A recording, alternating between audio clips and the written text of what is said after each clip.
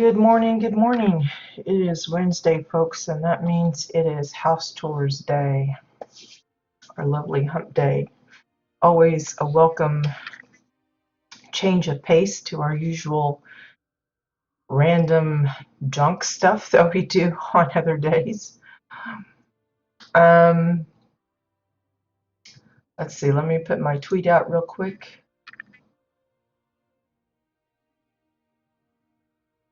And that is done. Good to go. Okay, before we get started, I just want to remind folks that, as usual, Wednesday is scheduled maintenance day. They put out a notice this morning, that it is set to land at 4 a.m. PST. That's 1 p.m. CET time. They're expecting that it's going to be like a standard maintenance, and it's expected to last approximately 1 hour and 35 minutes. I like how they get down to the exact minutes. I think that's weird. I just say like an hour and a half, or 2 hours just to be safe, but 1 hour and 35 minutes is the expected downtime for today. So not too bad. It could be worse. We've had it much longer at times, but I don't think there's anything big coming in today, besides possibly some shop updates and everything. Speaking of shop updates, we have seen some little sneak peeks from Peregrine, with some winter-related stuff coming in, not only a mount, and it looks like maybe a costume piece, but also some new housing decor. I don't know if it's like a fab kit or an actual house or what, but it looks like we're going to be getting some gingerbread goodies. I kind of made the joke that we would like the individual pieces to be able to play around with, and they kind of hinted that maybe something along those lines might drop in Madame Faye. So I don't know what that means, if it means we're going to get exactly what I'm thinking, or what. It's not convenient for everybody. I know a lot of people don't like to gamble with the Madame Faye coins and stuff, but something's better than nothing. That's all I can say. Good morning, Poi, and to anyone else that happens to be lurking around. Thank you for the hosting. I appreciate it. So yeah, just again, maintenance coming in at, what did I say, 4 a.m. PST, 1 p.m. CET, to last approximately an hour and a half. I'm just going to say an hour and a half instead of the 35 minutes there. And of course, some new goodies on the horizon. I know a lot of people kind of frustrated at the slowness of the decor drops. I'm right there beside you and wishing that there was more frequently, and in more availability to the general player public. Because while a lot of us can spend our omnibits and things for some of the cash shop goodies rather than spending real cash, a lot of new players, they just haven't accumulated a lot of those omnibits yet, and I'm sure it's frustrating to them to see all of these goodies come up and not be able to get a hold of them straight up. I know it's just part of the usual play that the game is wanting some kind of extra income incoming, but it's still a little frustrating, I think, for many, that we don't see some additional, like a lot of good housing vendor drops. Like I said, I would really like to have more, like, kind of, you work towards it or you unlock it, like the Starfall decor stuff. I think that was a really good approach to it. It was nice, like with the hover park pieces, when they all came, it was like 90 pieces of builder block decor, just wham, right in one go. But I think it's a little bit more fun when they do it like the Starfall, where you actually accomplish something and then you get that nice reward of an unlock kind of thing. Just to remind though, if you didn't get a chance to unlock those are available to you via a person that has unlocked it. You can invite them to be your roommate and they can purchase those things for you. It works the same with daily login rewards. Say there's something at the 340 mark and you're only at 120, you can get somebody that's at the 340 mark or higher and ask them to purchase it for you via the roommate process, and you can get that. I've done that myself for several others, so I know it's possible. It's kind of a funny workaround, but it's one way to kind of spread the love if you know somebody that wasn't around for that and missed out on the opportunity of getting a lot of those nice firework decor. I also know that there's a lot of players that have yet to see the Winterfest activities and decor and everything, getting access to those. So I'm anxious to see how they respond to all of the goodies that are going to be incoming, not only the stuff that we probably had access to last year, but any of the new stuff like the gingerbread things that are being hinted at. So it should be pretty fun. I know several builders that have been working on their winter plots and they're already thinking, oh my gosh, I'm going to have to rework that completely. But hopefully it doesn't cause too much mayhem. So yeah, let's get started. We've got several homes up in the lineup for today.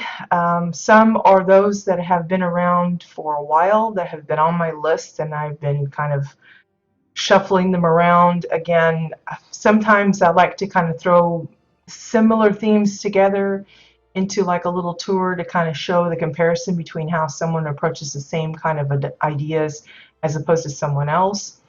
Other times I kind of mix and match it up, and so that shuffles things. It's not that I showcase the plots in the order that I've come across them. Maybe that's probably a more fair way of doing it, but I like to kind of mix and match things. We also, whenever someone lets me know that a plot has been recently finished, I also try to get some of those in as well. And so it's a mix of older plots, new plots. Sometimes it's following a theme, like sometimes we'll go with all, like for the holidays, all Shades Eve themed or winter themed. And other times it's like maybe all bars or something. Other times I keep it just one of everything kind of thing. So apologies if I don't get to your house in a timely frame that you would expect, but I guarantee we will visit them all. It just may take some time to get there.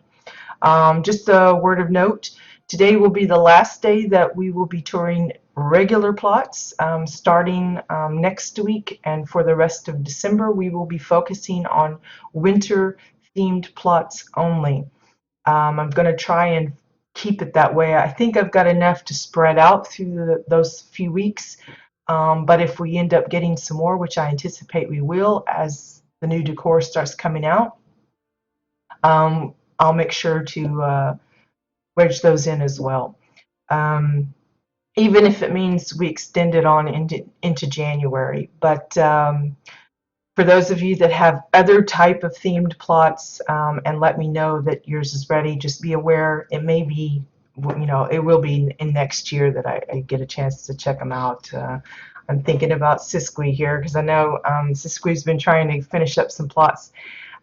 Didn't quite make the cut for today. Still some details to add, but that'll be coming soon enough. So yeah, today we are starting at Heron Hall. This is a plot by Repuli Fox. I think I'm saying that right. This is one I've had on my list for several months now. It was kind of partly I just kind of kept skipping over it, and partly because there are some empty areas. But I strongly suspect that the reason that it's been left empty in a lot of areas is simply because, and I'm sure you'll come to see what I mean, the detail in a lot of the building structures that are on this plot, I think have just depleted the decor limit. I don't think there's much left for any of these extra details. Those of you that do custom housing, I'm sure You know what I'm talking about. You build a house, you know, it's made of many parts. You know, the house itself, just the structure, can be anywhere from 100 to, you know, 1,000 pieces on its own, and that doesn't leave much for anything else. Especially if you're talking about landscaping, if it's an open area, building structures multiple times, if it's a city or town, um, then to think about having to furnish those interiors for everything. So one way that folks get past that is by doing the faux buildings. There's argument on both sides as to why that's good and bad, but I think most of us just kind of accept that faux buildings, faux structures are kind of a necessity when it comes to filling up a plot with supposed uh, areas, you know, like shops and things like in a city or town, even though they're not accessible as an interior because we simply just don't have the decor limit to support as much of the detail that we would like to add. Um, so it's not, I don't think, on purpose that this is empty in some places. It's just, that's just how it ended up being. I think a lot of us have started kind of focusing on micro plots because of that, just kind of cutting off the majority of the land that we're given because the space is just way too big, and the limit just considerably too small in comparison. So forgive the empty places, but I think you'll appreciate a lot of the work that went into the rest of it. So when I first came to visit this plot, I got the feeling that it reminded me of Stormwind from World of Warcraft. I think it's mostly because of just the waterway that's this bridge area and how they built the entrance to this, I don't know what you call it, kind of like a city village type of thing. It's just very reminiscent of that. Even the columns on the sides, while they don't have them all lining up along the edge, it just reminded me of that. But I don't think it's really based on that per se. It could be, and they've just kind of fleshed it out as their own interpretation of it. But uh, I think you'll see what I'm talking about here shortly. Most of this structure on the outside is Draken pillars. Again, you can see they've done their pillars a little differently. Usually we have the center pillar, then we just replicate that and just twist it. This, they've actually gone and placed like 5 or 6 pillars together in a nice rounded shape. It's a little bit more expensive decor-wise, I think, as opposed to maybe 2 or 3 pieces to get similar effect. They went with, well, it looks like maybe 6 or 7 pieces. I don't know how many altogether, but to get their nice column shapes. It does make it more unique to them because most of us go the cheater way, the cheaper way of using fewer pieces to make that round kind of pillar. But it's a really nice way of doing it. But again, it's on the expensive side, and they paid the price for that. Trust me. So you can see that the water is basically the old waterfalls. It's not the winding rivers. You can kind of tell just because of the animation on it is different. Now, I could be wrong. It could be just super oversized, but I think it's just waterfalls. Um, but the trimming on the walkway, all of the walls, part of the entrance, and all of the pillars are the Draken pillars. You can see how they've got this one. It's like just giant standing out. Most of the stones, I think, are the gray ones. And of course, the pathway is the granite walls. I think this is also a granite wall. It's just, it looks different because of the lighting, I think, is the shadow causing it to look a different color. but you can see how nice the pillars look, the way they've done them.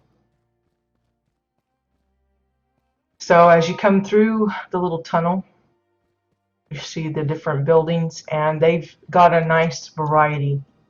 Again, towns, villages, city themed plots are a great place for inspiration on getting different kinds of architectural types of buildings, from the roofs, how they make those, to the walls, to any faux doors, how they do the windows. Um, Even if you don't plan on making a city type of build, if you're just looking for something for a house, imagine the choices you could come. You could see how they've done different styles of roofs. You've got curved walls, domes, books, triangles, and even pillars. And you would base your choice on which one you want to replicate or kind of follow with as inspiration based on, how many pieces you really want to use. Obviously, the pillar one will be more expensive. It takes more pieces to cover it up. The dome is the cheapest, so is, well, the curved one, you have to have the sides, but the dome is certainly the cheapest. It's one piece. Probably the more manageable ones are these two, the 4 pieces for the roof here, or the 2 books. Okay, so we'll just start with this first building here. You can see the stairs, how they've done those. It's, just piled or stacked metal-edged 2x4s. Again, it costs them a bit when they fill in the gap here. They could have left it just blank, but I think they wanted to give it a little bit more realistic, as if it's not just floating steps. Decking for the porch area, oren pillars for the supports. And you can see this is one of those empty structures.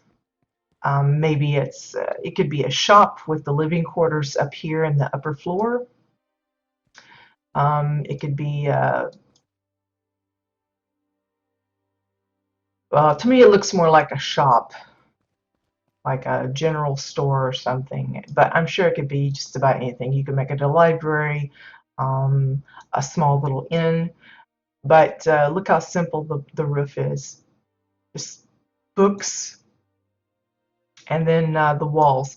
Now you'll notice how they've had to pay the price again with keeping with a particular shape, being able to build in the hole for the door.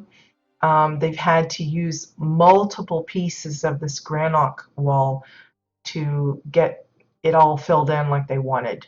You can see there's several pieces right there, several here.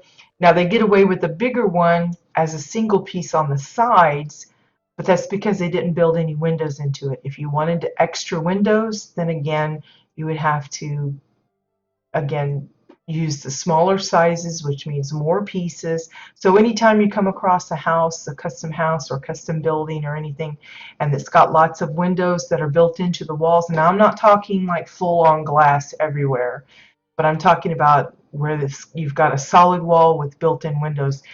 That's expensive because it's not practical.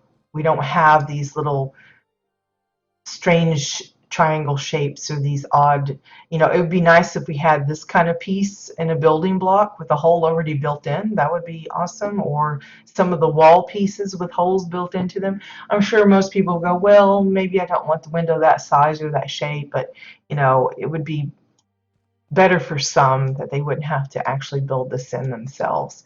Notice too that this floor here is all 2x4s. Again, that's really costly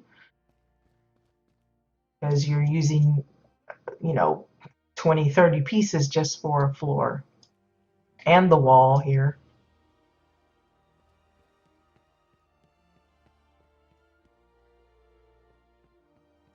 But someone could come and see this and go, wow, what a shame that it's not being used. Come up with a use for it on their own and build something similar. That's one of the things I have trouble with when I go to build a building. I'm always struggling. Well, how do I want to divvy it up, the layout of it? And then it's always the problem of, well, what's the purpose of this room or that room? I like to plan that out ahead of time before I actually build something, because I don't want to be in the situation where I build a building, I divvy it up into these, like, 10 or 15 rooms, and then I'm thinking, well, okay, what's this room for? And just kind of struggling to assign a use or a task for that particular area. I prefer to do it the other way around. Maybe that's the wrong way, but that's how I do it. You'll notice that they're continuing with the path, the granite walls, not just for the building, but also for the floor. That helps trim it a little bit with the edges, and it makes it look tidy. Yes, there's no grass really, but it gives it definition between the road and off-road. So here you'll see they even customize the bench. It looks like a Pell bench standalone, but then they capped it with 3 2x4s just to make it look a little different. Again, it's those little details that are nice, but they add up really, really fast. And again, I'm sure that explains why some of these buildings are empty. Same way with this lovely fountain. This is completely custom. Often we'll take the fountains that have no water running. A lot of people add water to them, but this one is fully built themselves. It's curved walls for the bottom. It looks like they're using Oran walls, possibly triangles. It looks more like squares though. For this this bit here, this tier, same way up here. So that's multiple pieces for that. You can see they've had to layer it over. You can just see the outline of some of the edges. I think they would have probably been better off using triangles for that. Of course, it might not have worked out to be the exact shape that they wanted, but I think that might have been a little bit better. Lots of waterfalls. Notice they've doubled them, so it's not just one. It's just double. I think what it is it's like this one is pushing all the way through. And then cylinders and domes for these little pillars here. And then topped it with a dome. And then using the weather vane for the little decoration. It's really cute, but again, I'm sure it's a lot of pieces to put that all together. At least 20, 30, probably more than that. I'm really not good with math. Again, notice the benches, all of them are capped with those extra pieces of wood. The tree here is like one of the few grass pieces you'll see. It's, of course, the upside down snowy hill. You can tell by the puffs of white. Added a few bunches of those weeping cup patches, and then got the nice little tree. And that brings us to the next building. And this one's pretty interesting construction. Let me see if I can get a good shot of it from over here. There we go. It's a curved roof. It's basically a curved wall with hover part pieces to kind of help box it in a little bit, and then 2x4s to finish it off. Even leaving, see how they used big planks here, but they had to use little ones on the sides of the windows to accommodate the space that they wanted to leave.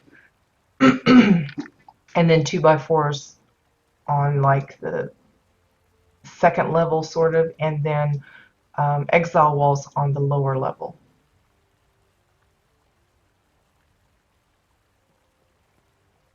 So they got a nice little porch area set up.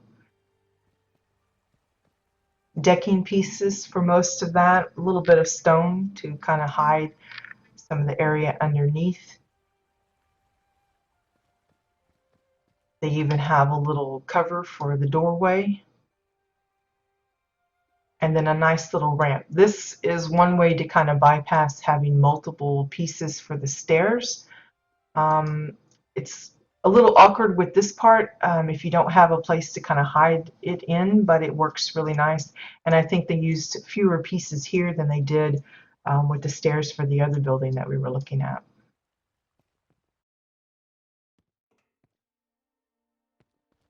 So here you can see, again, they've customized a ready-made table like they did with the ready-made bench by just topping it with the 2x4s. It kind of makes it where it's like uniform, like they've keeping it all matchy-matchy. You could take this table, add those benches, and it'll look like a matching set. But it's basically just the picnic table with the 2x4s on top. Keep running through this, don't I?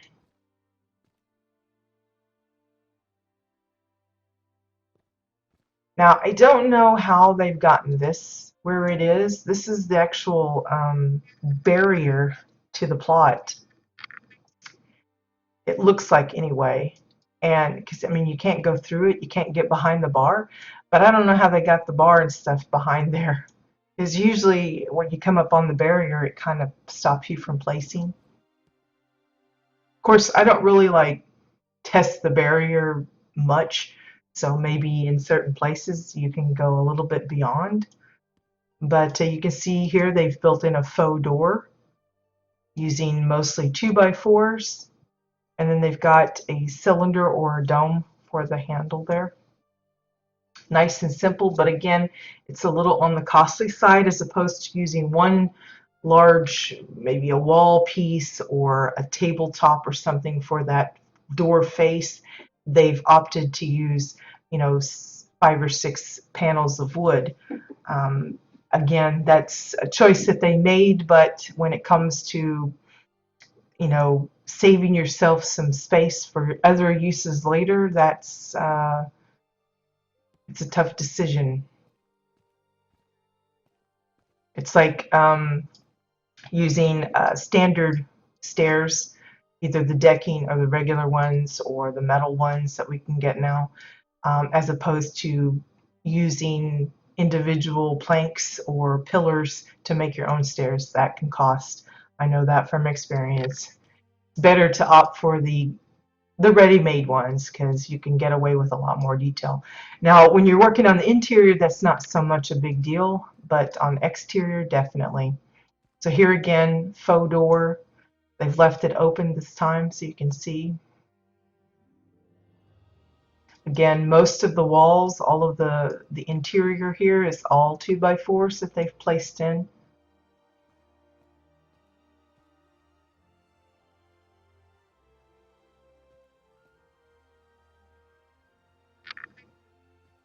And same way here, the bar that they use downstairs for like the little check-in table. They've topped it with the metal edge 2x4s to make it into a little desk. It's a really simple way of accenting an existing decor to make it more personalized, more unique. It's a very quick and accessible way for anybody, no matter what level of builder you are, what level of character player you are. Everybody can get a hold of the 2x4s and just use them as extra decoration. I like that kind of customizing. You know, the fancy stuff is great too, but I'm also always thinking about the players that don't have all that access to those snazzy items and things, and how troubling or intimidating it is to look at, you know, some of the stuff that we make and then thinking, well, I'll never be able to make something like that, and then just show them, hey, you can do this, and that makes it, that's a custom piece that is affordable and accessible to everyone. I like those kind of things. Again, I don't know how they're getting it past the barrier, but apparently it's possible. It's a little strange. This is one of those instances I'm sure someone would love to be able to turn off that barrier so that you don't actually see it. You know, yeah, you wouldn't be able to walk past this point, but at least you wouldn't see that honeycomb. So it's a little annoying, but they obviously were using every little bit of space they could.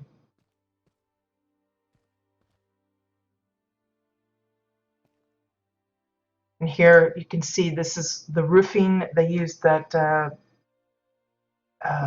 hover part pieces for that, and then this is that little window that they had to build in.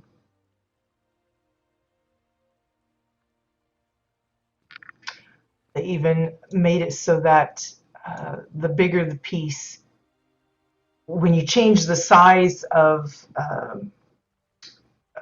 like the 2x4s, the thicknesses, you know, it proportionally shrinks. So the smaller ones, they probably push it out to the edge so everything on the outside looked nice and flat, but that ended up leaving this little bit of a gap, and they smartly used it as just like an indented shelf.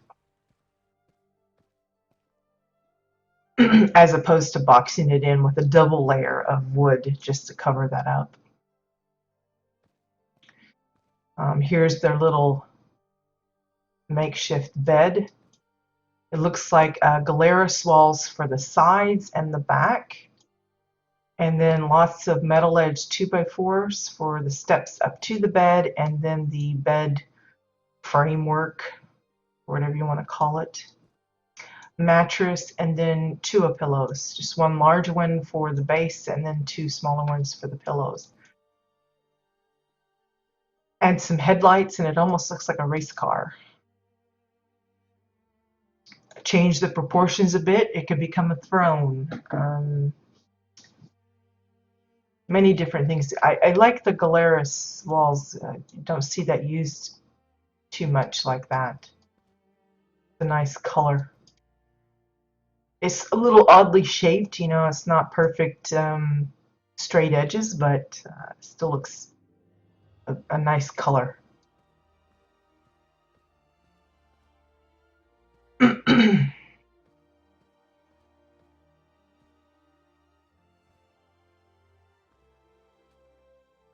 this little nook. They could have put a safe or some plants or a little bit of storage. I'm sure there's a lot of things they would like to add into this place to jazz it up even more. Now, let me go up here again. Whoops, like went inside it. Well, crud.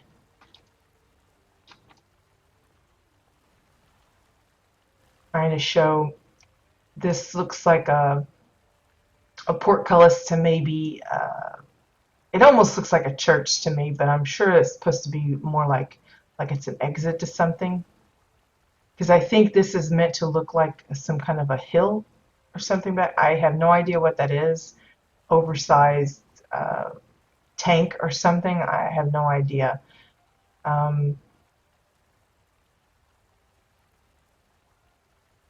So I don't know where this is supposed to lead, what the idea behind it is, but that's what it looks like. You can see that they've used something kind of on the dark side. It's not what a lot of us would expect, the cellar entrance. I don't think it's that. I think it's just either oversized pillars or these metal planks or something being used to make that doorway. But it's planks for the portcullis itself.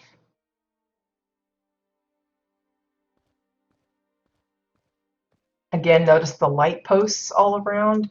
It's just the hanging exile lamp. It actually moves a little bit, I think. And they've turned it upside down and attached it to just a pole. Very simple, but relatively efficient in cost. It's just 2 pieces rather than some of the ones that I've seen others come up with, or myself, like one of the lamps I made for a street lamp. I think I spent like 6 pieces on it. That's not very practical if you're going to have 15 or 20 of them on your plot. This is much more manageable.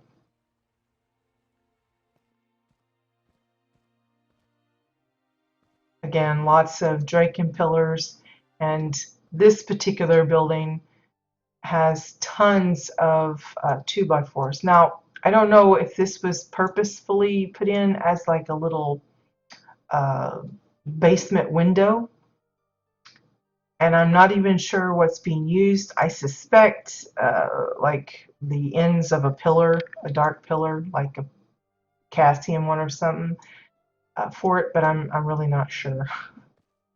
I like the added little detail though. Now this is the one that has the dome for the roof. It has a little bit of a balcony here. And you can see they've built in windows on the side here. And then they've got the 2 doors in front. And then the faux windows here. I love the little balcony. It's a lot of detail. I mean, it's a lot of wood to use to make it, but it's really nice. You can see they've used the granite pillars for the corners, and then just 2x4s. Match it all up.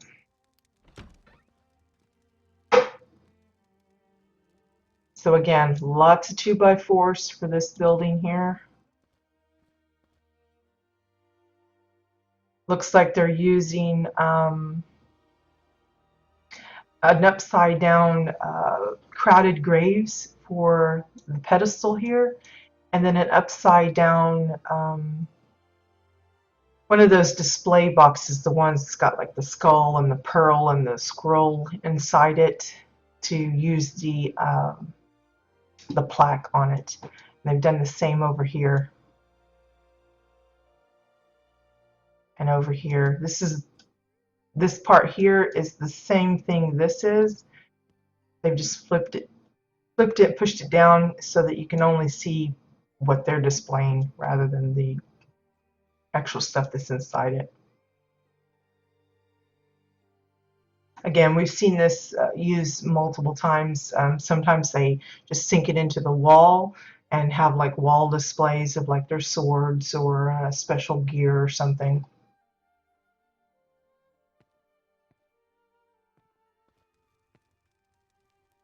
The table for this room is, it's either the pet crypt or the other one of those crypts, upside down. It's the one with the ivy on the sides. That's why you see those little bumps coming up at the top. It's got a really interesting, funky pattern on the bottom. The crowded graves is similar.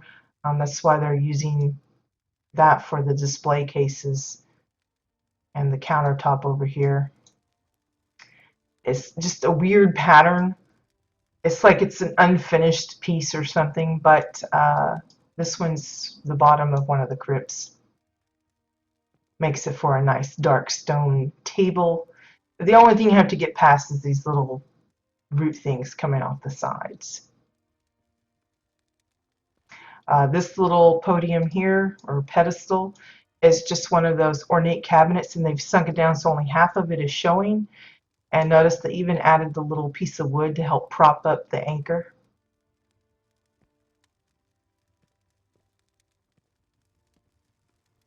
For the fireplace, everybody was excited about getting those Elden domes, a little honeycomb dome, and they used it for a fireplace topper, which works really well because they're using, I think it's the spiked headstone, the little grave. It's just upside down so you don't see the spikes, and it seems to blend really nicely. Again, it also matches the coloring of all of the pedestals. They're all a nice dark black color.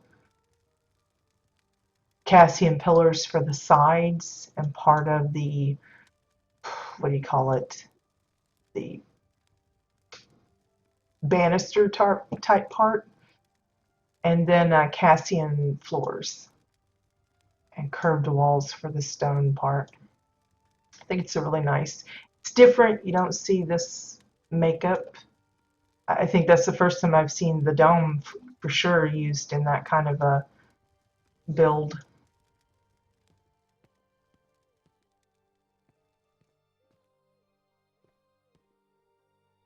Let's see.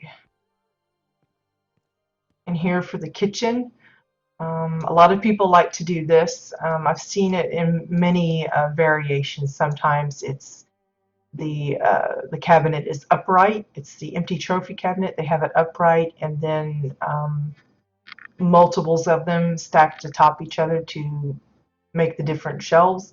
Sometimes it's upside down like this, but pushed down so only this part shows. So it's like a smaller cabinet, and then they use the top of this, which is actually the bottom, as the countertop.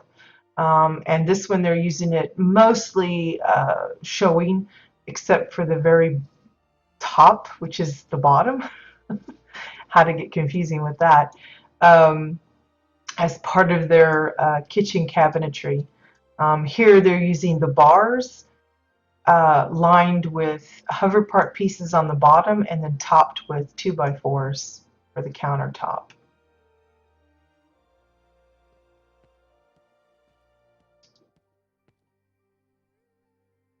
Now talk about a narrow stairway here.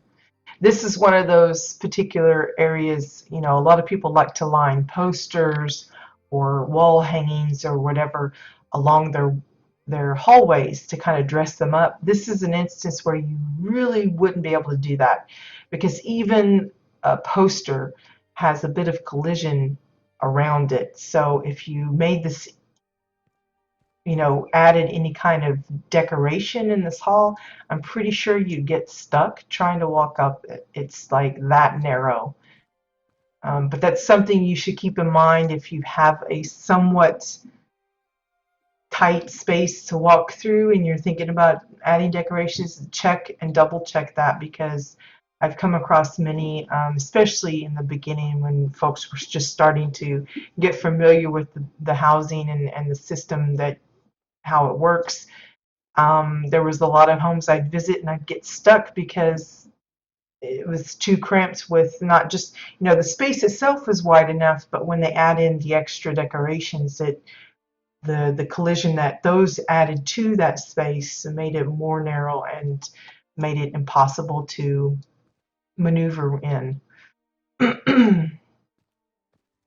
So here we have a little doorway. I suspect they were planning to put in some kind of a stairway, possibly another one of those balconies. But you can see it just leads to the outside. I don't want to jump down because I want to finish looking at the room, but it's possibly both. Maybe a small balcony that has a stairway that comes down, and then you have access to the little wash area.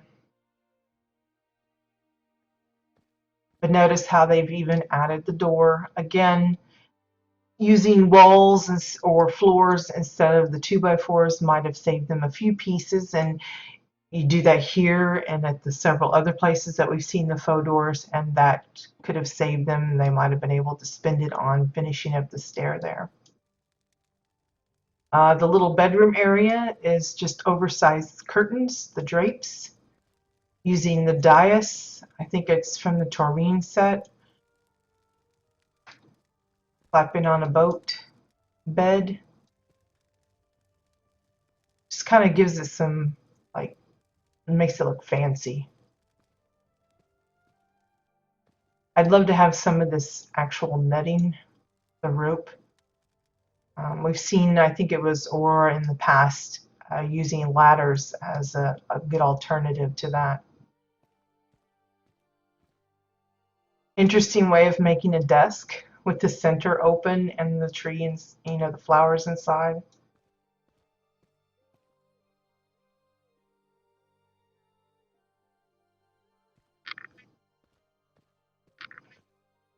Again, using those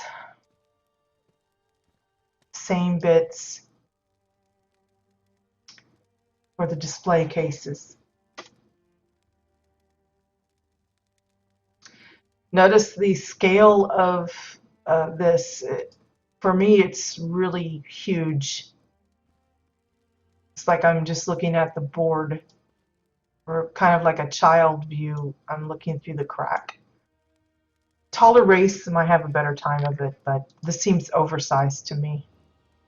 This whole building seems oversized. Everything is huge. That's something else to keep in mind. When you go to build something custom like this, um, obviously you're going to build it to your character, but keep in mind other races come to visit your home, so take that into consideration.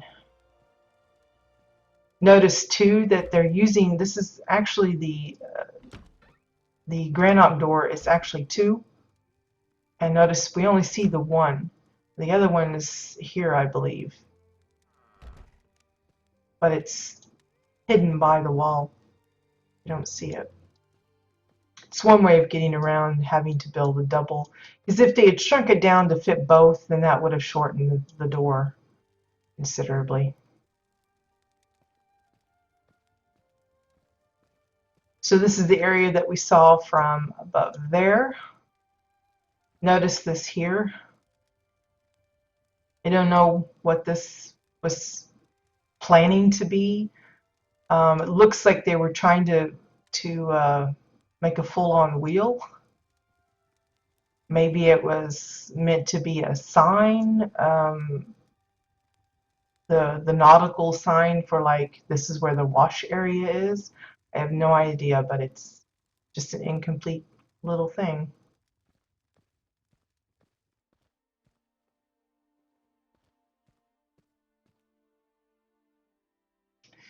You can see most of this building is hover park pieces. I know I don't give specifics when it comes to the hover park pieces. There's just so many of them. I never really keep too much track of them. I know there's like straight pipe, half pipe, edge pieces, curved bowls, sections and stuff, and ramps. But to try and identify each and every one, I would probably go crazy.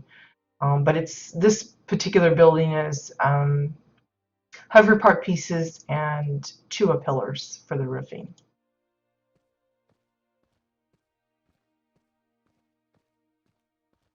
And I believe, if I remember rightly, this is one of the empty buildings. Yep.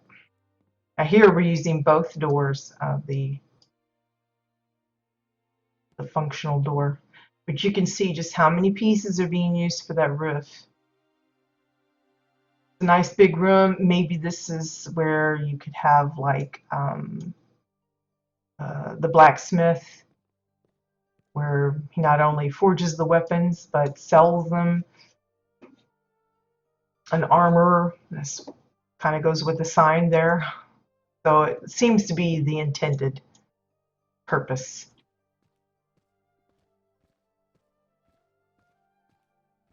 And then this back here, I think is meant to be like the beginning of the keep. So it looks kind of castle-y. It's a simplified kind of castle, but they're using the pillars kind of like the towers. And then you see the portcullis that's been raised. It's like the same one on the other side. And of course, they've got the banners on either side dressing up. And look how brightly lit this particular area is. It's really not gaudy, but very bright and colorful. The carpeting or the decorated floor is the heart tables, the coffee tables, all layered across, and then topped with the carrot rugs. The pillars, I guess, on both sides are the oversized gear trophies, and it's the same thing they're using for these walls here. It's just multiples of them lined up.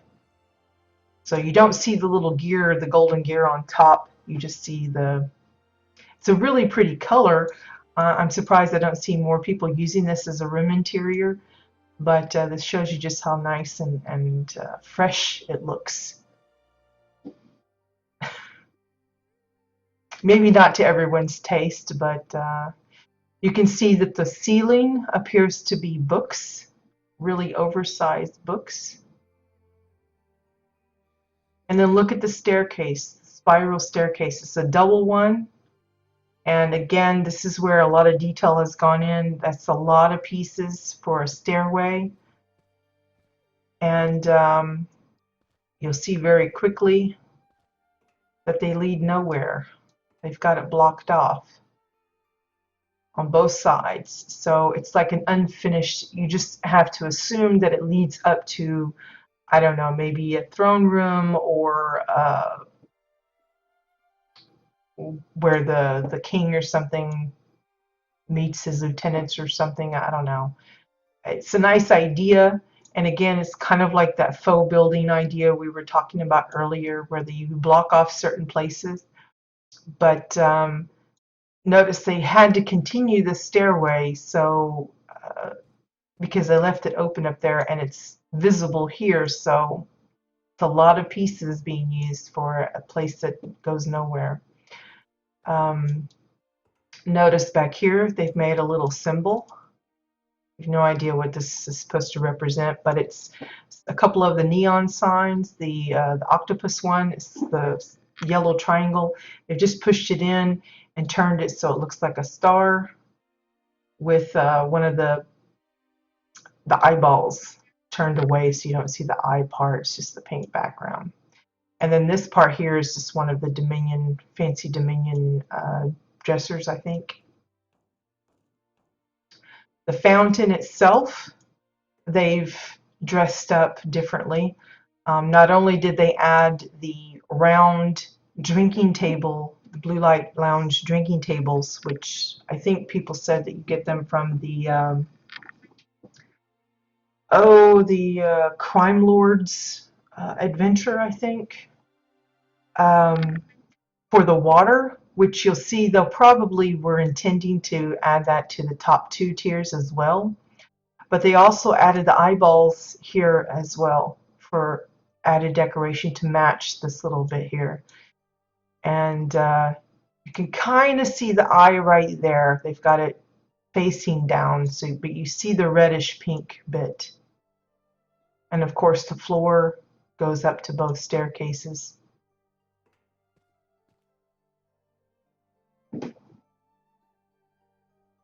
Yeah, the same poi. I've only ever used the white, which kind of is more like an eggshell. It's like an off-white. It's not really like pure white. It looks pure white here with the light against it. And that's one of the problems with this particular piece. The brighter the light, the more glowy it gets. So if you're using the white as the walls, it can get pretty blinding. That's one of the reasons why where I used it for my galleries, I had to make sure I didn't make the lighting too bright when I wanted to spotlight an artwork or something, because it just gets, it's like the light reflects off into your eyes and you kind of get a little blinded. But this works really nice. You can see it's a really pretty color. It'd make great kind of like water background for an aquarium or water painting if you're wanting to do something like that. Got that nice aquish color. It's just that it's, you know, oddly shaped. You'd have to deal with the bottom and the top hiding that. In this particular case, it works really nice because they've hidden everything that they don't want seen. But I think using it as an interior wall for like a prefab home, just to change it up, since, you know, while there are a lot of choices for different walls and such, it is pretty limited because hasn't been added to in so long. So having this kind of choice, it's got nice trim. If you don't like the trim, you could just make it even bigger and just have the green showing. That works really well. Of course, you're using drapes and the Dominion banner, I guess, for extra decoration, and lots of those orange chandeliers. I think I would have probably just went with a couple, but I think they really wanted to make this look grand. Like it's, like I said, it's like the beginning of the main keep here.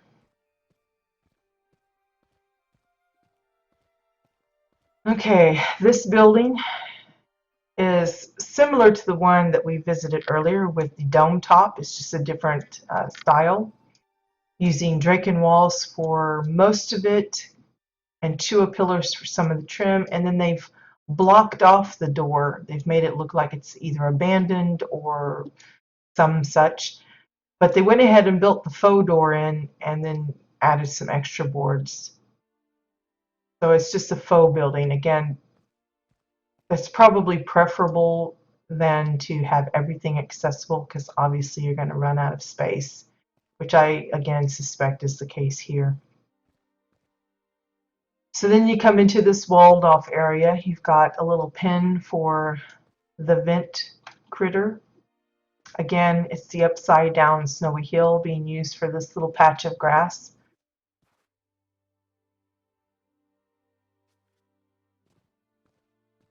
And over here we have, at first I thought it was like a swimming pool, but it's got all of this greenery here.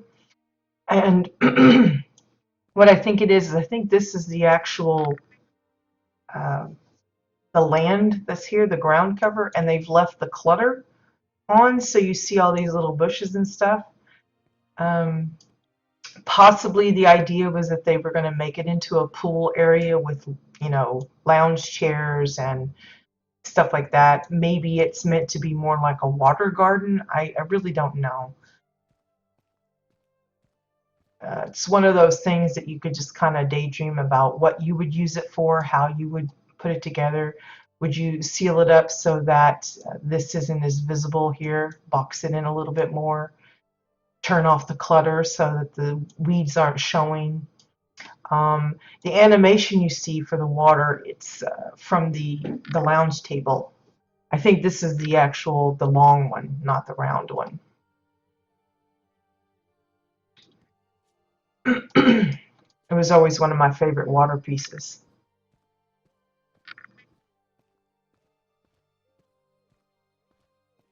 Let's see. We'll go over there in that corner in a bit. This one, I think, is meant to be like the bank or like the town hall, one of the two. Notice they opted to use multiple small floors for this side, even though there's no windows or anything to have to build around. They opted to use these individual tiny pieces. Again, if you're looking to cut back on the use of how many pieces you're using, I would have used maybe one or two big ones, depending on, you know, if I could get the shape I want. One big one probably would have worked with half of it sunk down into the ground, but it could be that they wanted to keep it uniform looking from this side, where they had to make it these small pieces to accommodate the window. And then they just wanted to make it similar rather than using one big piece here and smaller pieces here. Again, that's a judgment call on the builder's part as to how they work that. I know it's frustrating when it comes to using different sizes to try and make the same thing, but again, it just depends. It's just when you see a plot like this and you notice empty spaces and you think, well, they ran out of space, and then you see something like this, it's like, well, they could have saved some pieces by using just one big floor instead of lots of little ones. But I'm sure it's more of a judgment call on the appearance as compared to using one big piece and lots of little ones here. I do want to call attention to their little road sign here. It's not labeled or anything, but I like the idea behind it, having this little signpost in the town to say, okay, this one's telling you go this way for this building, this direction if you want to get to the pool, this one, you know, wherever. I like the idea behind it. I know folks have been wanting some kind of lettering wording that we can use, like an alphabet system that, you know, provides us with all the numbers and letters, and then we could write our own signs rather than having to use 5 or 6 pieces per letter just to get it spelt out. But this is one way to kind of get past that without getting into too much detail. You can just especially if you're an RP troop or something, you can just tell them, okay, this sign says this or this or this, that kind of thing. But I like the idea behind it. So again, this is one of the empty buildings. Notice they took the time to trim the doorways and the windows with the 2x4s. They've even built their own stairs and uh, railing covers. Again, it looks really great, but it's, you know,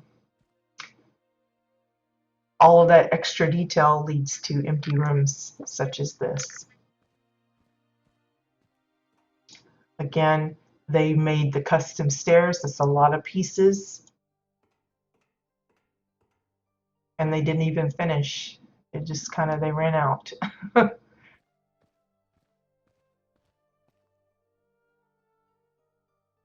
Now, if there had been a piece of glass here, I wouldn't be able to do my camera like this.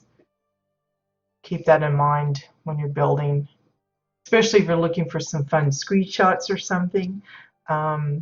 If you're the owner of the plot, you can remove the glass, get a nice screenshot from up here, and then put the glass back in, and then it locks it up. This looks a little crooked, by the way.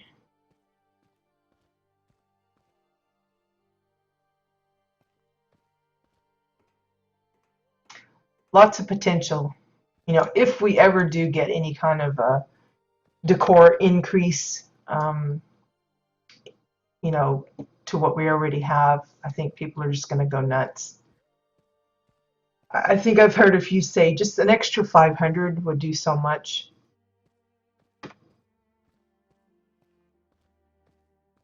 But I think quickly people would use up that 500 and be asking for 500 more and 500 more. And now I do want to point out how they're using these the tiki roofs. Notice they've got them tilted. Most of us kind of automatically put them straight up, but I like how they've got them tilted, especially here where it's like it's part of the wall, as if it's like an awning type of thing. It frees up movement for one. You know, it's not particularly blocked off or anything. But I like the idea of not having it straight up. I'm one of those that tends to keep it straight up, so when I see someone else use it this way, I was like, huh, never thought of that. But it works really good. Again, the wind is such a pain. Now this last place, this actually, the last time I visited, this wasn't accessible. So I know they've done some work to this place. But they've used these stairs. It gets really narrow up here, but it does allow you to come up so that you can get a nice view of little city type of thing from a top.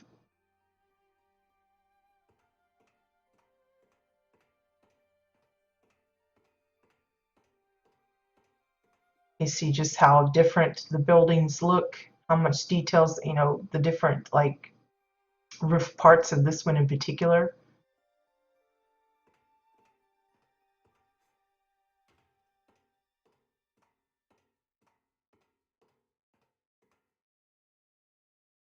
I'm hesitant to get stuck down here because I'm probably going to fall.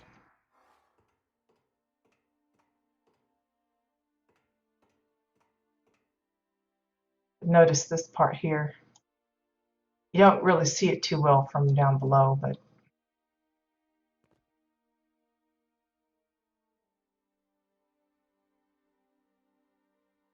I think what it is the pile of bricks, and they just sandwiched tons of them to get this like little peaked roof shape.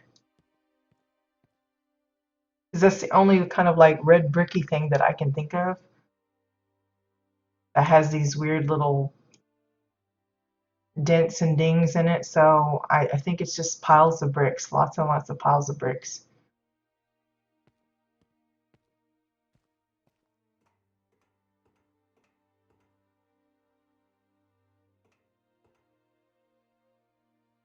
Makes me nervous going over here because just gonna end up falling. I don't know if I'm meant to. I think it's like a jumping thing where I go over here and then I jump onto this one and then I jump onto that one, but I'm pretty sure I'm not going to successfully do that. I'll try, but I'll probably croak. Oh, let me try here.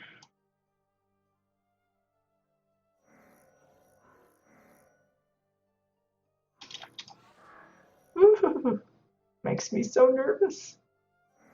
Because this is a pretty guaranteed death fall for me. Let's see, do I want to jump to this one or do you think I can make it to that one? Probably this one here. Whoops. Ah! Oh my gosh. Let me go back to the front. But it'll be something for you to try. I don't know what's up there, but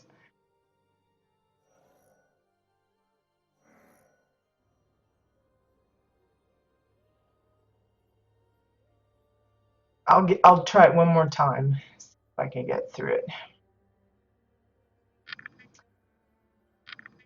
I've never actually made it all the way to the top, so if that tells you anything.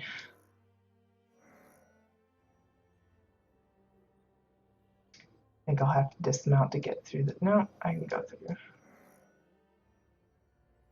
Let's try it again.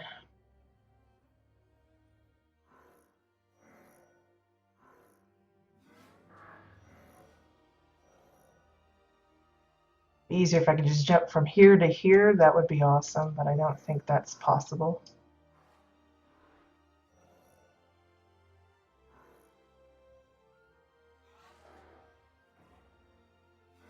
And if I can get to it from this point.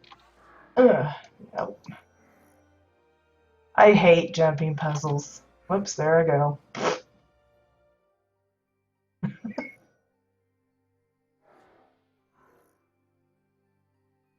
Well, you just have to take my word for it. There's probably something really special up there, but I'm not going to be able to do it.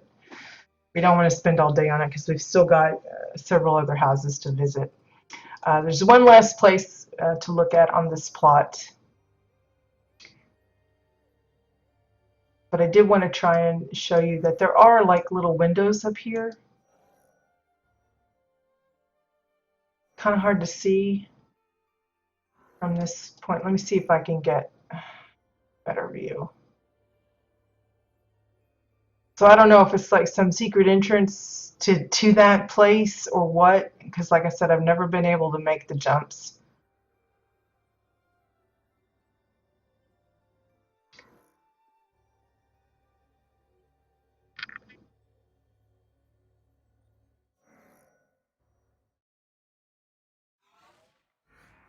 But if you look, I don't know if I can get a good shot without falling. You can see that there's actually an interior here where they've got the windows. I think it's just faux, but it's a really fun little thing. But it's, again, you don't see that from down below. It's almost too small to notice or too far away. But you see it makes it look like a little bit of a building, a structure that the soldiers go to and fro from or whatever. Okay, so the last place is, instead of going up the stairs to the left, we'll go this way. And this takes you to the bunker house. Now, fair warning, once you go into this place, when you come out, you'll be spit out into, basically, it doesn't put you right here. It puts you like on the other side of this pillar, and so you'll be stuck in the wall, basically.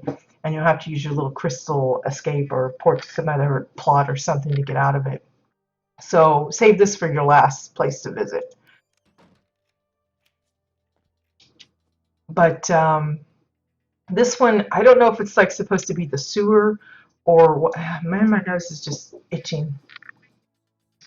But I like the idea of how they've set it up. like all of these little canals. We've seen similar with like sewer places, but this one's kind of simplified. It's just mostly drake and walls all the way, oversized and leaving the gap for the water. But I like this part the best, how they've done this little hidey hole door. Just this part. Now, the interior of this, there's pretty much nothing going on. It looks like they just stopped building. Now, this being the interior, yes, they have more room to play around with decor, and you can see they've gone crazy with all of the pillars for this part of the room. But if you're like me and have collected so much junk on your main, assuming this might be their main, um, it's really hard to max out both the exterior and the interior because your total owned decor count is 5,000. So that means you have to use every single piece that you have in your crate to be able to max out both areas. Now, obviously, the way the exterior works and you having to not only make the buildings, the landscaping, the interior fillings, it's really easy to go to the max there.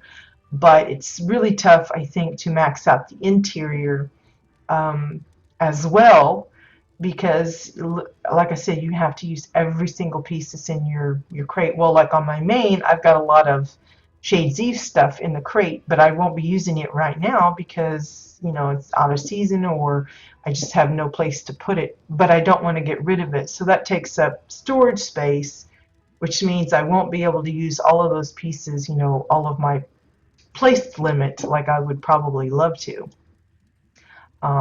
It's one of the things why I always push for more storage space, if nothing else, because then at least I can keep adding things to my plot and be able to max it out fully without having to worry about deleting stuff just to make room for those particular items. But you can see they started it, looks like to be some kind of a personal quarters. Maybe it's a hangout. It's like a little bit of a bar here.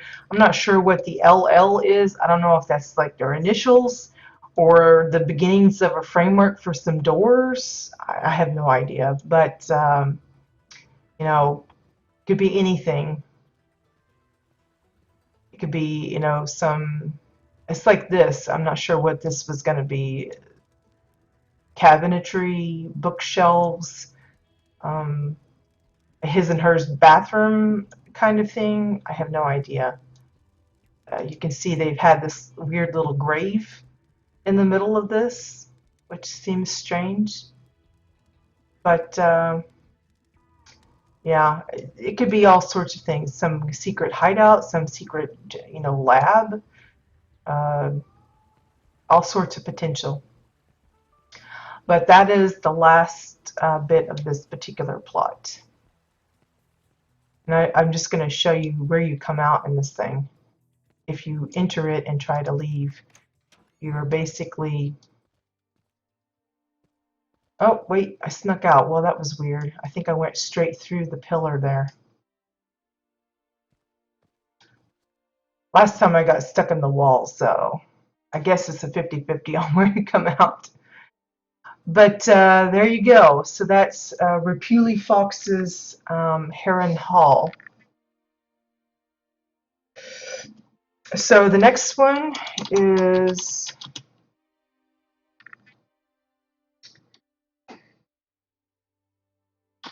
Let me make sure I spell that right. Really bad at... My handwriting is like chicken scratch. Even I can't read it half the time. So, like, what does that say?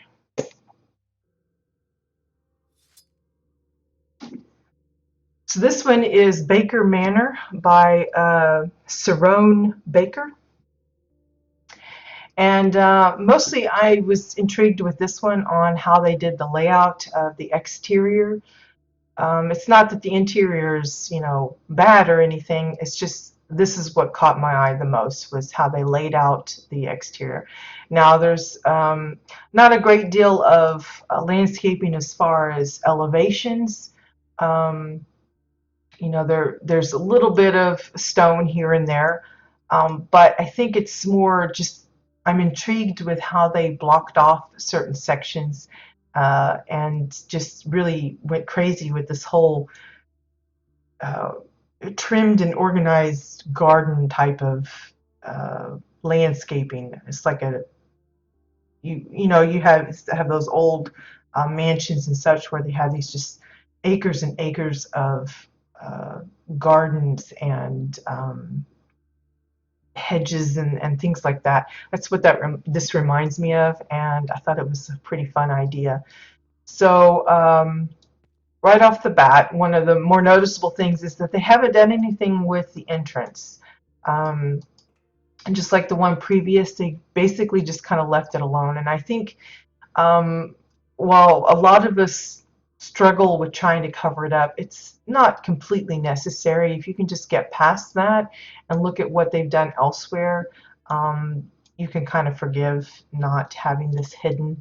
I know a lot of folks have been pushing for them to give us options to either just simply remove it or change the look of it like they do with like the door and the roofing of the prefab homes.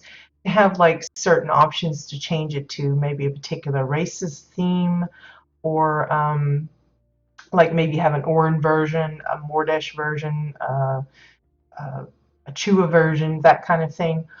Or maybe just different styles like this one's the regular standard platform, maybe another one is some kind of protostar pedestal kind of thing with flashy signs and stuff. I don't know.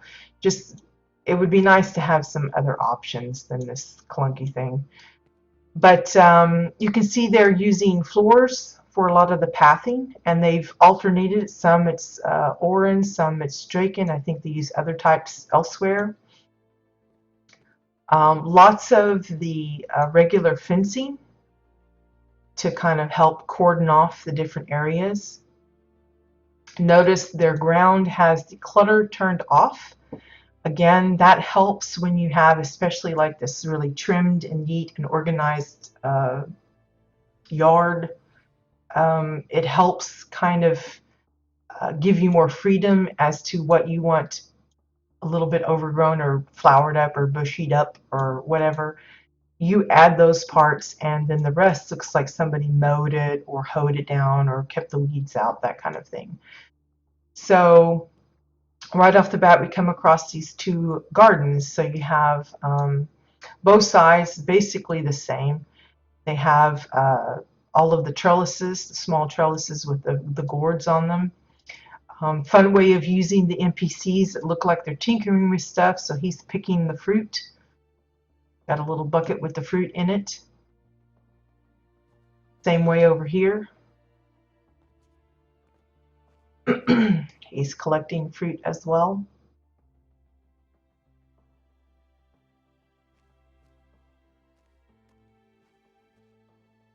Then here we have our first little, kind of like a park memorial kind of thing. They've got a statue in the center. His platform is an upside down portable planter. And then using a lot of the, I guess the Dominion walls to box it in. Again, it makes it look nice and trim and neat. And they've just thrown in little bits of flowers and such.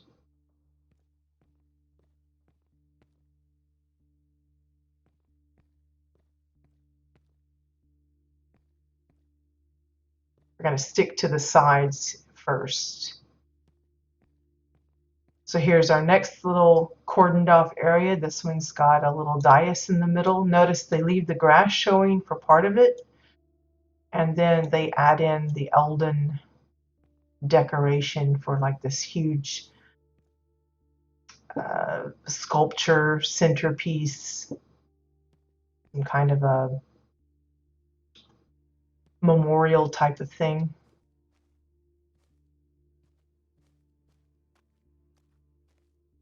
Notice they're using different types of trees. Some of them are snow covered, which I find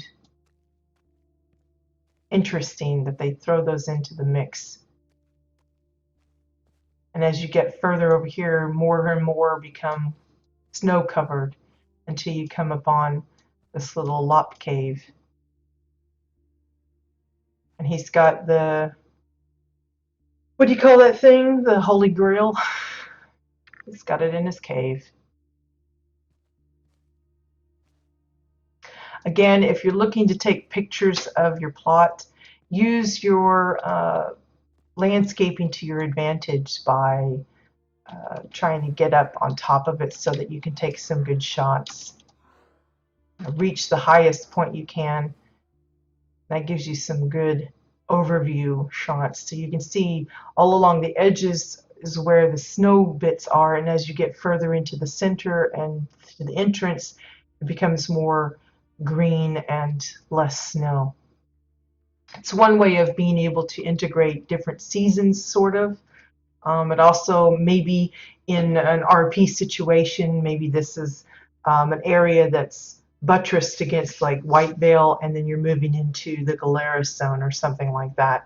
And this is like a representation of that, having the two zones being together but separated off.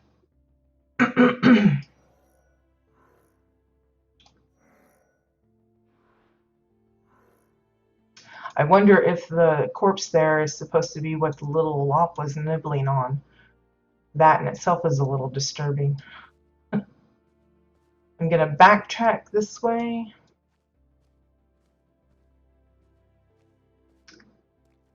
See, back, yeah, to the path here. We'll come to the bar a bit later. I'm sticking to the sides here. Now you see they got the little warning sign telling you beware.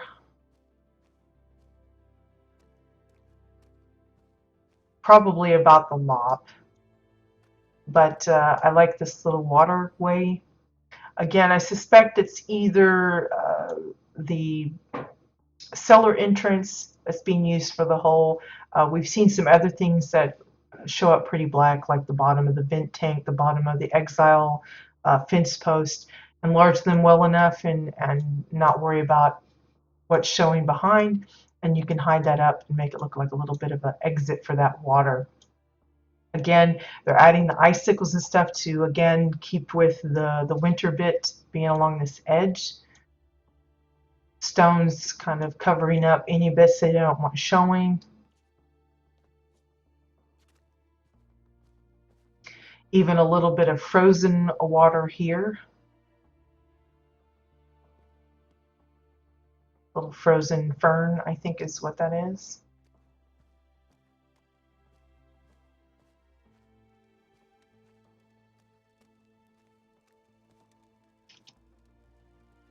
I think this is supposed to be a fallen meteorite that crashed, using some of those Falcon fire pits and burning tracks maybe to make it look like it landed. Notice they're using the fallen trees to make it look like it busted down and knocked over all these trees, which is a fun idea. There is a fab kit, I think, that has that, you know, the crashed meteorite and stuff. But I like that they've built it up themselves. It makes it, again, more unique to them because nobody else is going to set it up exactly like this with all the little bits of stone spread around.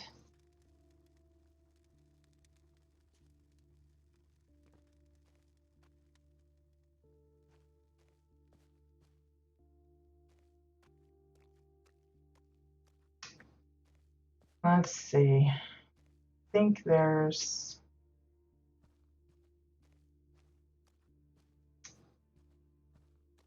I want to say there's another thing over here, and I can't remember.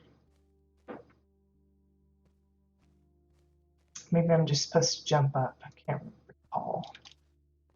Yeah, I think it's here.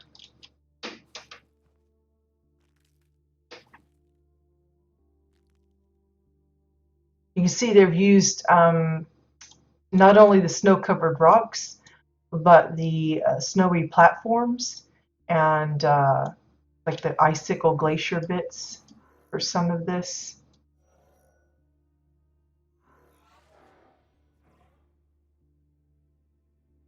Again, whoops, ooh, I'm sliding off. Find some of these high points to take another great shot of the, you can see a lot of the trimmed garden area right here. It's a nice shot of the property. You know, if you're looking for the overview shot, a lot of us don't have these extra little kind of landscaping bits to kind of help us along, so some of us have to use ladders and things. But this kind of stuff helps me if I'm coming to someone's plot and I want to take a shot. That's helpful. I can't always contact the builder and say, hey, can you, add a ladder in so I can kind of go up high so I can take a good shot of your plot. As much as we'd like to do that, it's not exactly convenient. I like how they just throw the pumpkins out every now and then. Like, yeah, it's just a pumpkin growing out in the wild. Okay, let me hook up back on the path again.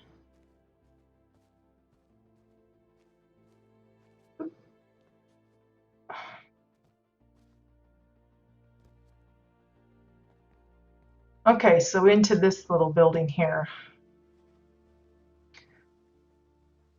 Just going by the signage, this looks to be like a bar, a tavern. Notice the construction of it. There's a lot of different pieces going on here. You have oran walls for most of the exterior. You have some exile triangle pieces to line the windows. You have granite walls for the roofing.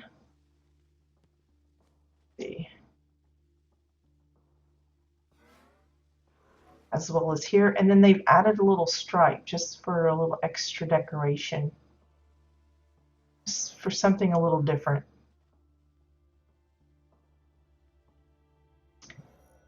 There is a bit of a glass balcony, and there is a walkway to get down from the picnic area and back.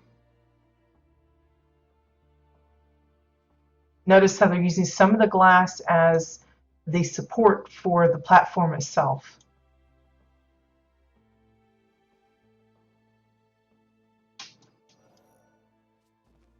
So let's go off into the building itself.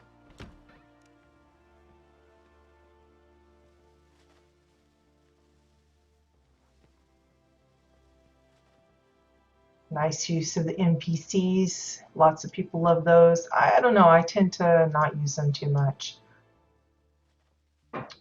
So we have a little bit of a drinking area and then the dance floor with Mr. Caretaker giving us a nice little beat. Come out onto the balcony. Lots of glass. Notice they could have made like this little pattern here. I'm sure that was mostly just the way it lined up, but you could have repeated it along here just to keep it more uniform. But then it comes out into this little picnic area.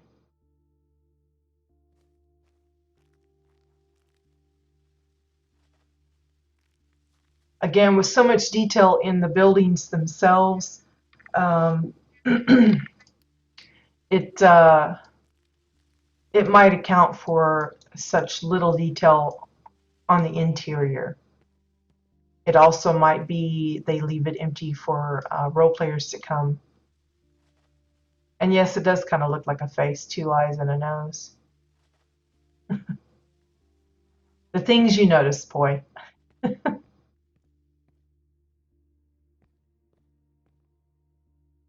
Let's see, let's go to this one here.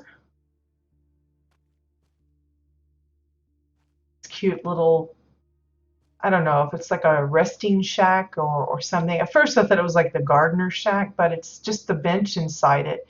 And I guess it's supposed to be kind of like a private place to come and talk with someone. But notice how many pieces they've had to use here. You see triangle pieces used for the sides of the roof. They had to use multiples to be able to box it in nicely.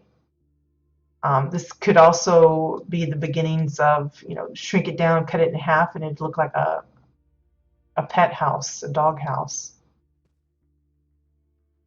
But you come in and it gives you a nice little view of the waterway here.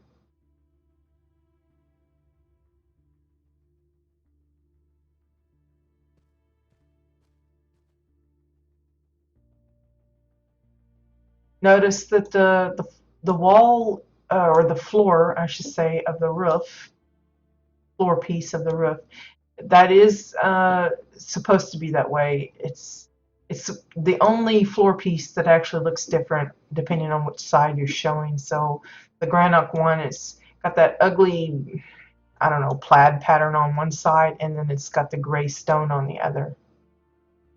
Sometimes it's good that it's that, you get a little bit of variety, but other times it's a little bit annoying.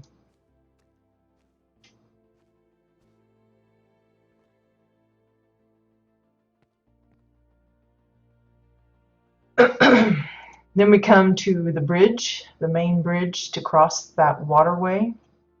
Again, notice the pieces. It also kind of matches the roofing of the previous building with the flat roof on top. Triangle pieces, archways, lots of triangle pieces and floors for the railing. Got a nice little bench to sit and chit chat while you're looking at the waterfall.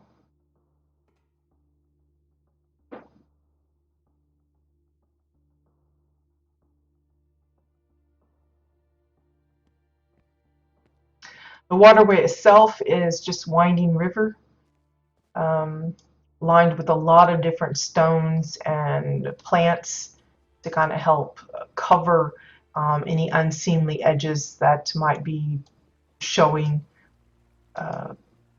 because they do have the water slightly above the ground level. So they have to box it in some way so you don't see that rough edge. And they're just using a lot of stones and such, again, to kind of hide the start and end of this waterfall. So it looks like the water's just coming out of the stone and is supplying the water source here.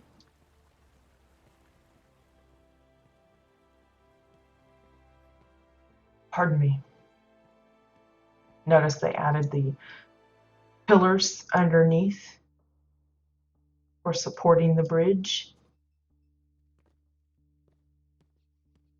They managed to get a hold of a lot of these purple weepy trees. Those aren't that easy to come by as far as I know. I've only ever gotten a hold of like 3, I think, in all the time that I've been playing WildStar, and they've just got tons of them. Look at them, just all over the place. It's a really pretty tree. It does have its little quirkies, like there's one side that's empty, so it looks a little weird because you see this like dead twig sticking out. From this direction it looks awesome. From this side it looks not so awesome to me. But I can't believe how many they got a hold of. So here again we've got another little flat roofed structure. Again, they're using similar materials, but they're changing up the style of it. Here they've got the granite triangles instead of just the exile version to kind of give it a different design. And the way they hang these, it always looks upside down to me. I always turn them the other way. But this looks to be like the work shed. He's got his tools and such, and he's just doing his repairing. And that kind of follows through with this being where the ship lands. So maybe it comes in, needs a little bit of fuel or repair, and this is where they get it done. Again, looking for those spots to get a nice little shot of the property.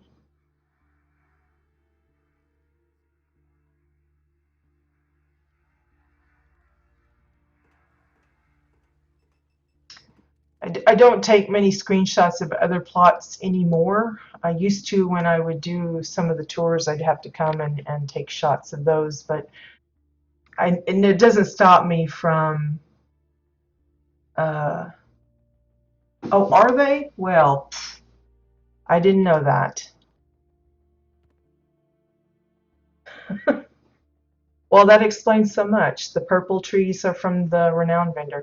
I don't really use him all that much. There's like a few things I forget that he has. So it's good to know. Now I forgot what I was saying. Oh, even though I don't take screenshots anymore, I still look for the good places to do that. Just can't help myself. But here we have a tennis court. It's a really fancy looking one too. I think it's because of the red. It just looks fancy with the red. A lot of them try to opt for the green coloring to make it look more like a traditional tennis court, but you can see they're using the edges of the walls or the floors to make the, I don't know, the pattern for the court itself. This appears to be one giant Dominion screen sunk down so you don't see the framework of it being used as the net. Notice they didn't add details like the rackets or the balls or even a little tennis ball shooter, you know, for someone that's practicing by themselves. Those details you could add if you have the space for it. But yeah.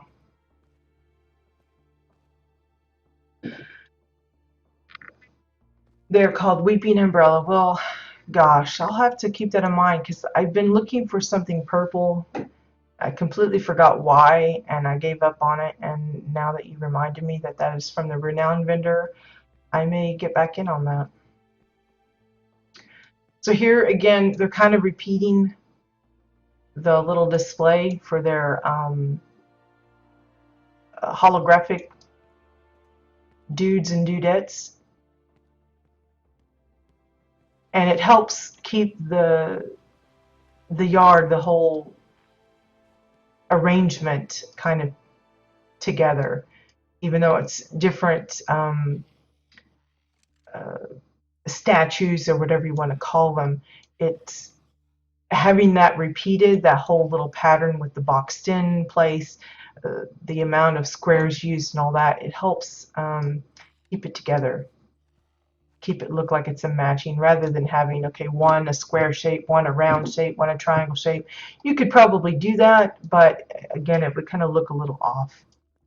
So over here we have a little hidey hole using that stone tureen door, everybody's fave. So we have this little, I don't know, witch's cave, voodoo guy's cave, somebody's cave. They got some offerings. It's just such a disgusting decor piece. You just can't help but squish it, and it's nasty. Oh gosh. But again, that particular door is great because it does blend in so well with the stones that we already have. And then of course using all of these mossy trees and bits, it just helps kind of hide this. Unless you know what you're looking for or happen to mouse over it, a lot of people probably will miss this little nook. They'll just think it's just a big pile of rocks and move on.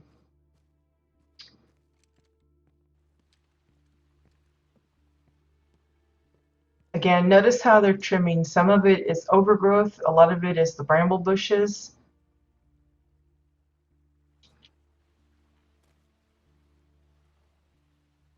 Using some of the way the ground is covered or not covered to their advantage, making it look like it's just little flower beds.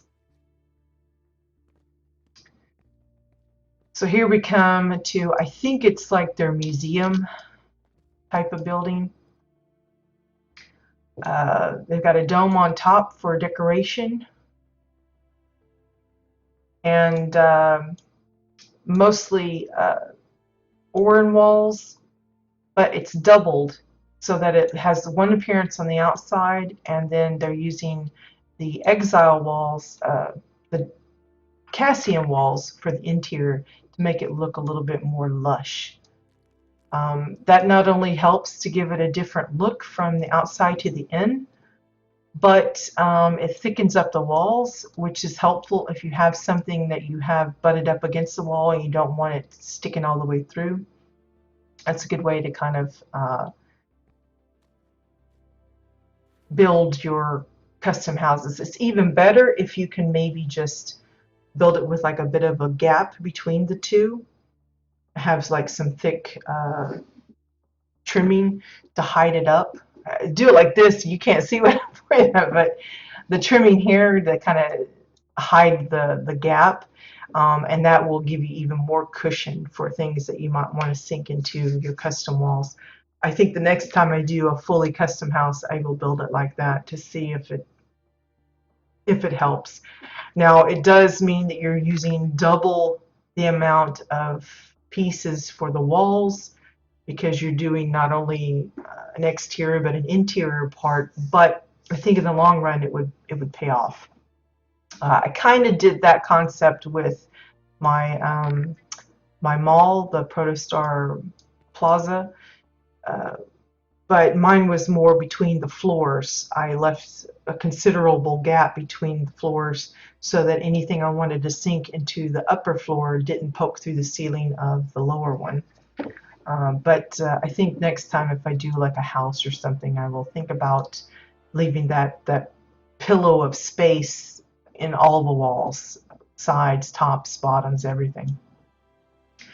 But I like the awning here. It's just a few pieces of glass for that.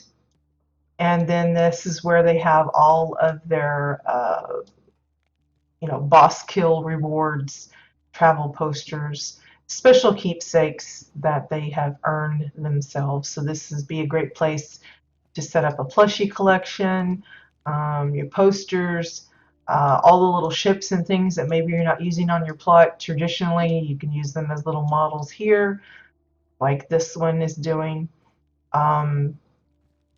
If you want to start your own little museum of those little paintings and things that you make, this kind of a display would be just smack on for that, especially if you keep them within the 50 limit. Okay, let's see. I think we went back that way. Let's back it up to the fountain. Again, this is the Eldon fountain that they've added the water to. Notice they just did it to the bottom two tiers. They didn't do it to the upper ones.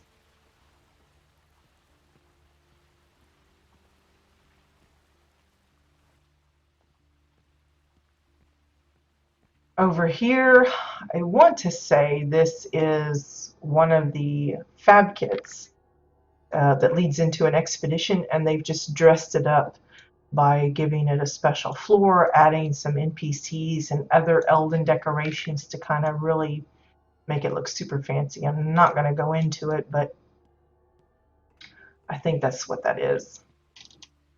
I like the little just outlets for bench, for seating.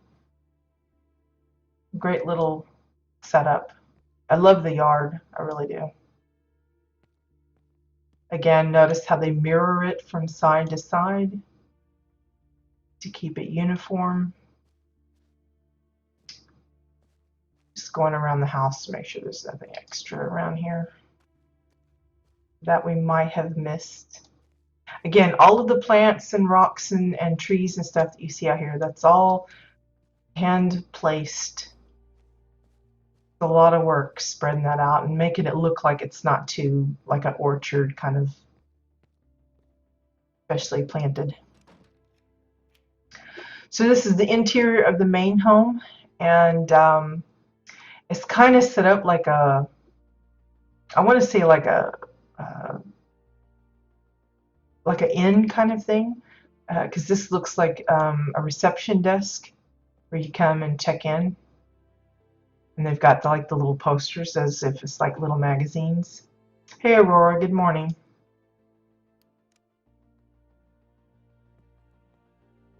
And here's like the office of the owner.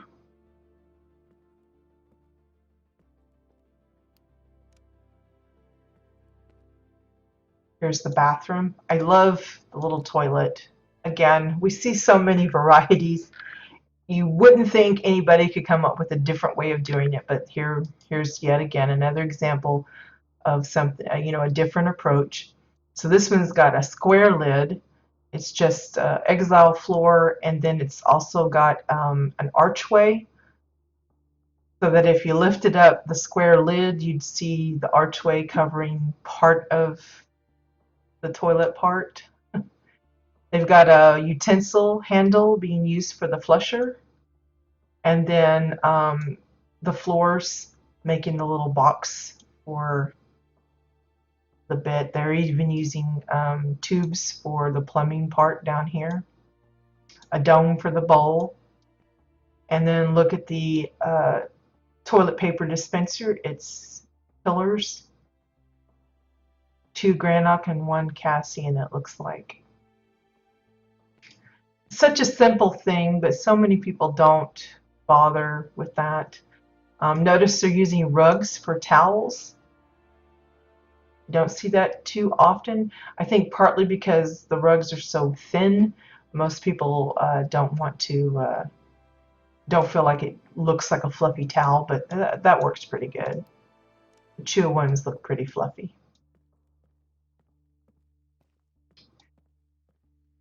Then you've got the upstairs in this lower section.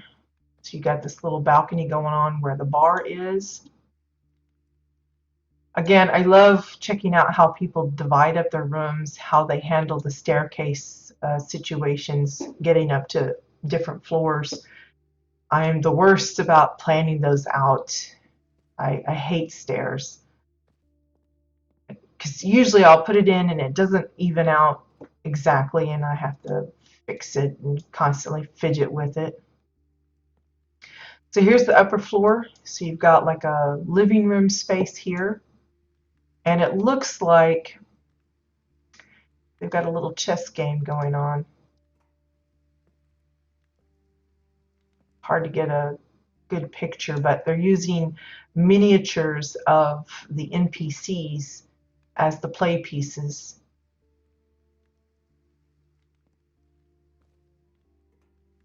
The light also kind of throws a glare on it. If I get too close, it kind of like gets a little hard to see. Probably the best shot we'll get there.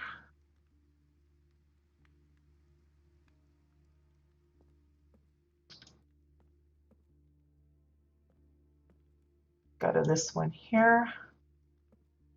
And this looks like the first room you can rent out.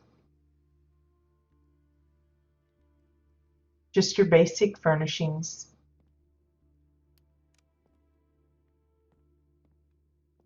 Second one, arranged slightly different, so it's not too repetitive.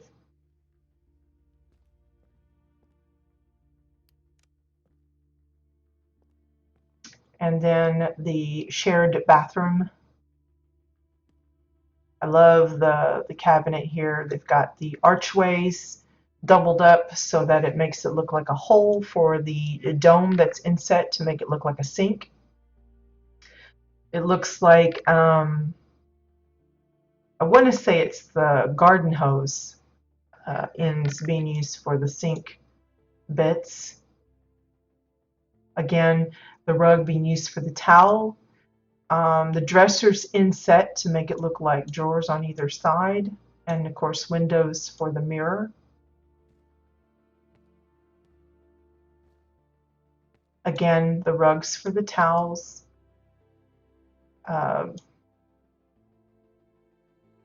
Pillars for the towel rack.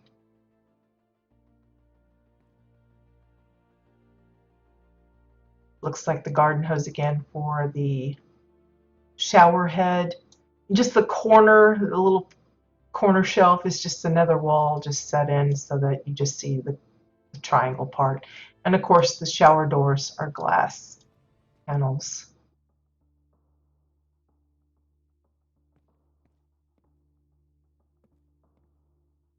Again, I like seeing how other people kind of divvy up the rooms, and this is an interesting little, it's a double stairway going up to the next floor.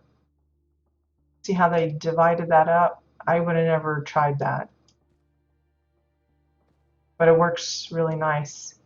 And you get into this like little restaurant area using the benches, decorating each little booth with the trellises. Adds a little extra green, makes it look nice and cozy.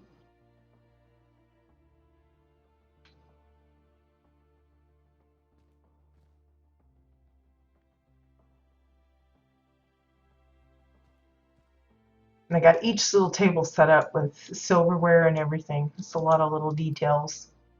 And then we have, of course, the kitchen. So they have the board with all the orders coming in, the rack for the pots.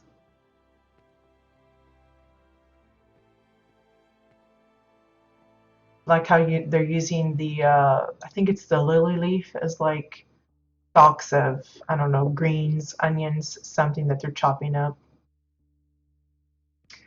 Little rack for the hanging fruit.